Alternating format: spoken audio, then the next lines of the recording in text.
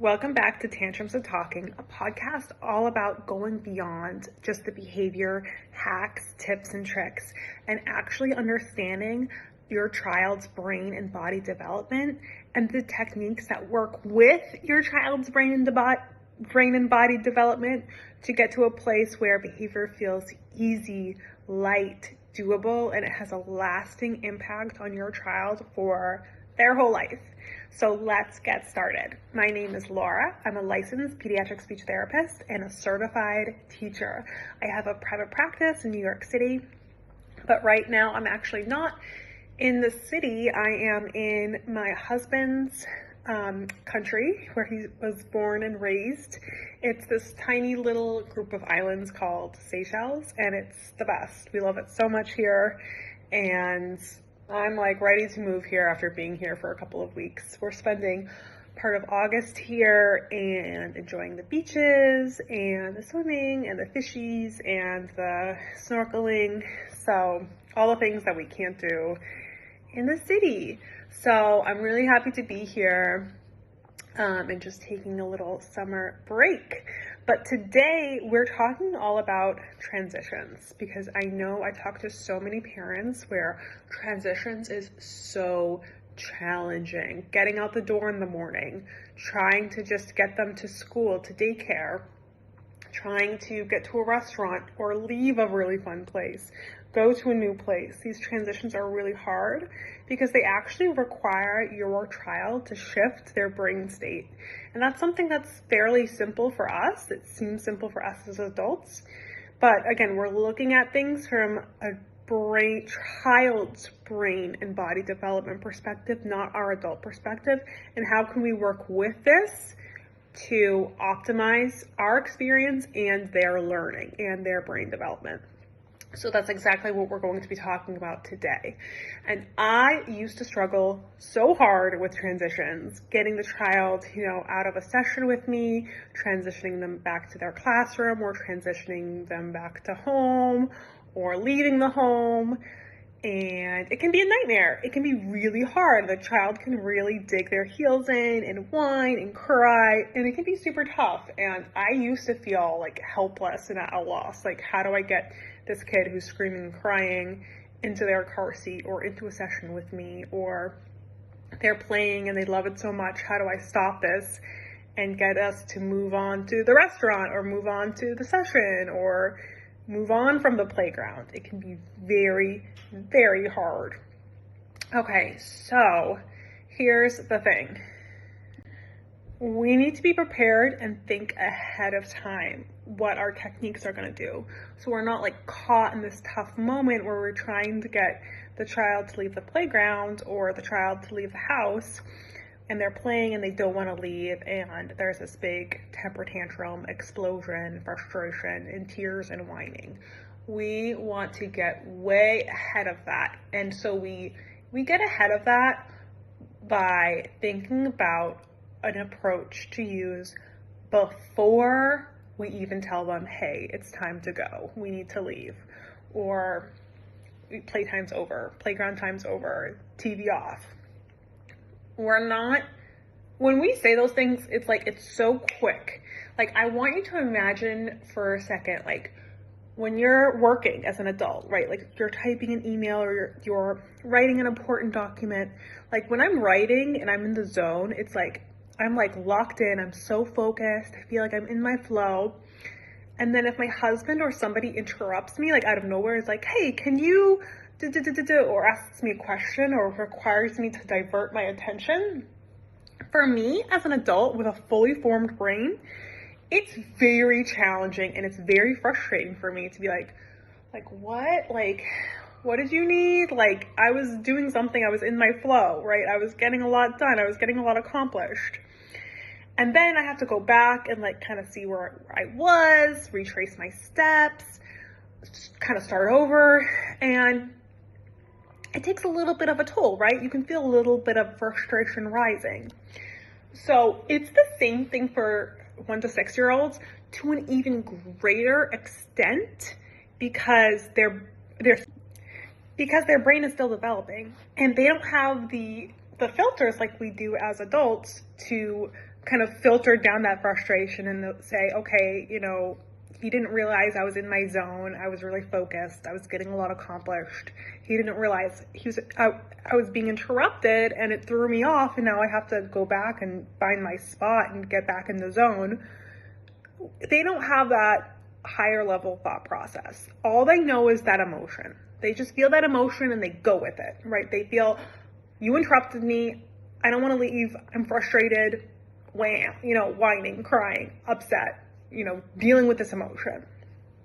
So we don't want to necessarily approach it that way, at least not at first. We don't want to just, that's like kind of, we want to set them up for success so that they can practice the skill. And then eventually we'll get to a place where they're like, okay, it's time to go, and things are smoother. Okay, but we need to meet the child where they're at. And they're not at a place yet necessarily. If they're screaming and crying when they leave home, or when they leave the park, or when they have to go to a certain area, and they have to go on, in their car seat or in their stroller, they're not at a place where they can just drop a hat and listen and go.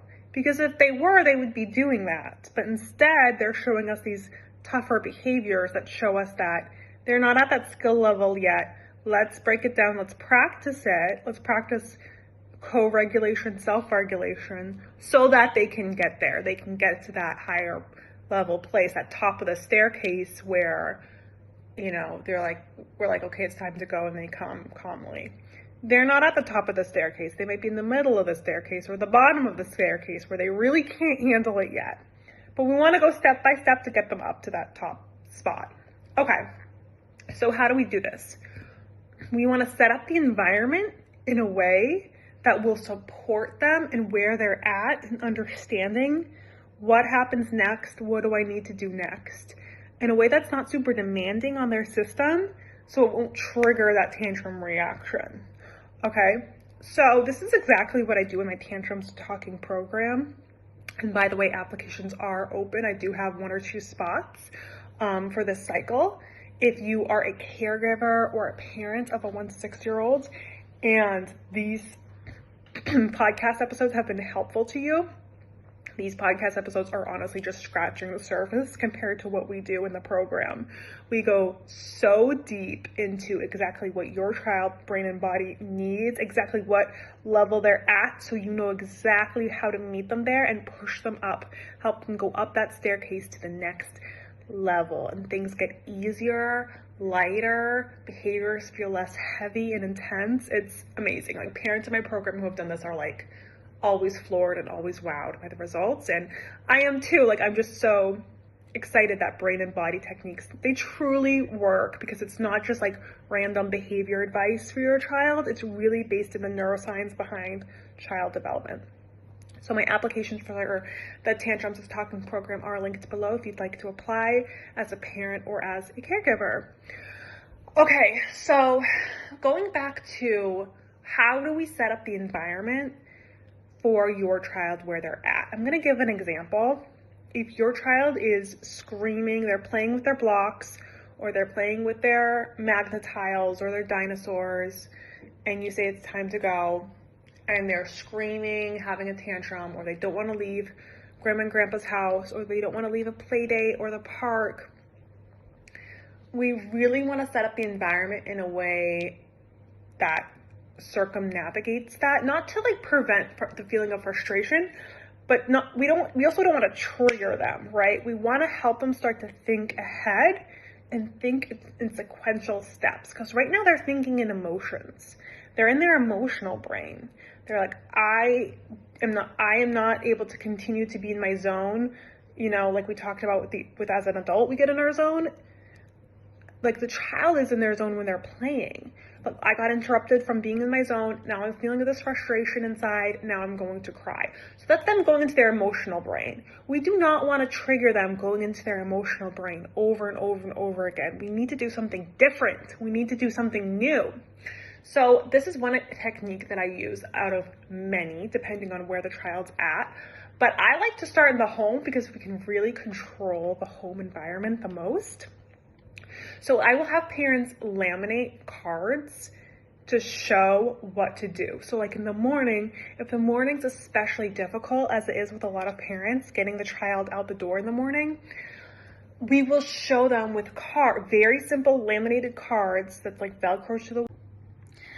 So these cards are like Velcro to the wall, and it just has a simple picture of their toothbrush, and then a simple picture of their shirt and pants, a simple picture of their shoes, a simple picture of breakfast. And this is a nonverbal, it's a visual way to kind of offload, you as a parent a little bit. And it's really great because visuals, it really grounds the child, right? When we're speaking, come on, time to put on your shoes, time to have breakfast. It's so fast and it's gone in a second. Think about it. When we say time for breakfast, gone in a second, my speech there literally lasts like a second or two. With cards, it stays there. It stays there as a reminder, as a visual reminder to the child, this is what I need to do next. And it's also like activating different parts of the brain of the reminder. It's not just audio, it's visual too. So it's kind of giving extra support so the child knows what happens next. And you can have the child, once they're done with something, kids love doing this. It's like almost like a check off your checklist, which can be very satisfying to us as an adult. They can take their Velcro off and put it in a bin, or Velcro it somewhere else to show that I'm done with this task. Okay, and that can be or like put it on a special board. That can be extremely satisfying to the child once they've completed something. And I find it often motivates the child to want to complete all their tasks, to want to almost like complete the circle, right?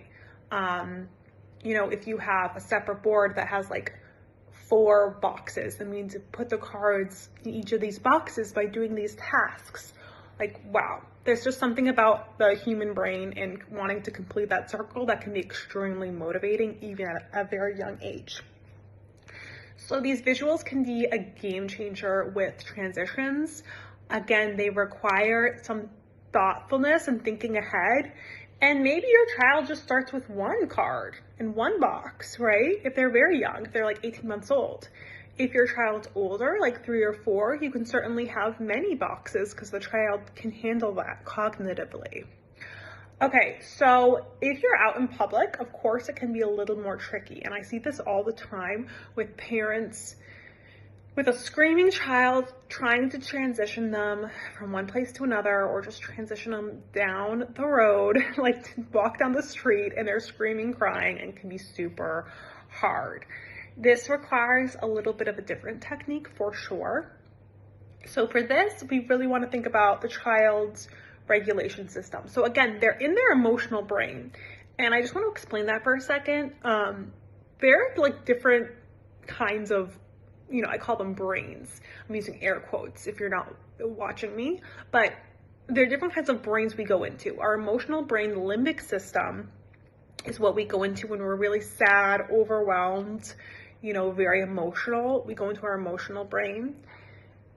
Most of the time as adults, we live in our higher level, prefrontal cortex brain, where we're thinking, we're planning ahead, we're thinking sequentially, we're thinking logically.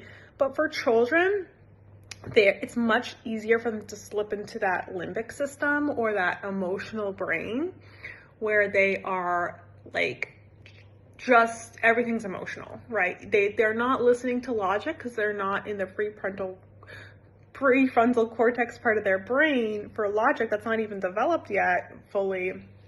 So it's almost like there's a book, I'm forgetting the name of the book. I think it's, I forget its name, but it describes it as like an upstairs brain and a downstairs brain. And the emotional brain's like the downstairs brain. They're very emotional. Everything's like emotionally charged. It's hard to get them out of that, but it's our job to get them out of that kind of brain. Because if they're in their emotional brain and we do nothing and we just carry them down the sidewalk or push them in the stroller, it just cycles through over and over into that emotional brain, and it becomes this really long, big tantrum. So we get them out of that emotional brain during transitions It depends on the child, of course. I say that for everything, but it really depends on the child. We want to help them regulate or calm down and slow things down internally. For younger kids, we do this by quickly distracting them, okay? Like, I saw this TikTok the other day of this mom doing this so beautifully. Like, I don't think she necessarily knew like the technical, like kind of scientific, the different brain terms that I'm describing to you, but she didn't necessarily have to because she was just using it so perfectly. Her daughter was tantruming in the car seat. They were transitioning somewhere. She was really upset. And the mom was like doing this technique I'm describing to you, which is quickly distracting her, getting her quickly out of that emotional brain into her thinking brain. So she did this by being like, let's count to 10, but she did it in a silly, fun way where she'd be like, 1, 2, and then she was like, chicken. Like she said something silly, and the child immediately started laughing. She's like, what number's next? I forget. And the child started counting 3, 4, and the mom started counting 2. And then she said like pickle, and the child started laughing. Such a beautiful way to get the child out of that emotional loop, okay? For some kids, that kind of thing, any quick distraction, quick diversion when they're young works really well. As they get older, and for some kids, even when they're young, they need more regulation, like co-regulation help, which gets a little bit more complicated. But we do this through oftentimes big body input, like swinging, swaying. So sometimes they need the physical input. Sometimes we need to tap into that emotional brain to get them out of it, which I know sounds a little counterintuitive, but I do this by giving super, super sympathetic looks and sympathetic sounds like, oh no, for a short period of time to kind of get them like out of it, to help them feel seen and like, oh, okay, like, yeah, she's feeling me, you know? And then that can help them move to their upper brain or their I don't know why it's so hard for me to say that word, prefrontal cortex brain, or their higher brain, that is much more logical, much more thinking, much more like, okay, this is the next step in our sequence that we're doing today. So, you know, these are all different techniques, and depending on the child, I lean into different techniques more. Some kids do great with distractions, some kids really don't. Some kids need a ton of physical input, some kids don't like it. Some kids need a ton of empathy, sympathetic looks, understanding. Some kids, that doesn't necessarily help. So it really depends on the child, like which way we want to lean, and we really have to read their cues, read their brain and body cues that they're giving us. But this can be a game changer to help your transition go much more smoothly so that they don't get stuck in that emotional brain and like that interruption where they're like, oh, I was interrupted out of my flow. Now I'm mad. Now I'm going to stay here mad in my emotional brain. No, we want to give them the tools, like the visual cards, as well as the regulation support to get them out to practice smooth transitions. And it's all about practicing smooth transitions and frustration tolerance. And when we do this over again, practice those two things. Number one, smooth transitions. You know, the more we do it, the more it's going to show up in our everyday lives. And number two, frustration tolerance. When we practice those two things the right way over and over again, things become easier, transitions become quicker. The morning transition, the transition out of the playground becomes better. So those are my thoughts on transitions. We dive so deep into this in my Tantrums is Talking program. The link is linked below if you are interested in applying. Thank you so much for listening, and I'll see you in the next episode.